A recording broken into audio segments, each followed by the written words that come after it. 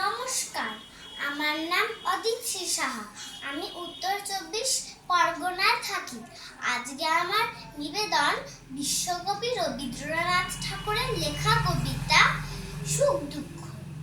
বসেছে আজ রথের তলায় স্নান যাত্রার মেলা। সকাল থেকে বাদল হলো, ফুরিয়ে এলো বেলা। আজকে দিনের মেলামেশা, যত খুশি যতই নেশা। সবার চেয়ে আনন্দময় ওই মেয়েটির হাসি। এক পয়সায় কিনেছেও তাল পাতার এক বাঁশি। বাজে বাঁশি পাতার বাঁশি, আনন্দ স্বরে। হাজার লোকের হর্ষধ্বনি সবার উপরে। ঠাকুর বাড়ি ঠেলাঠেলি, লোকের নাই শেষ। অবিশ্রান্ত বৃষ্টি ধারায় ভেসে যায় রে দেশ।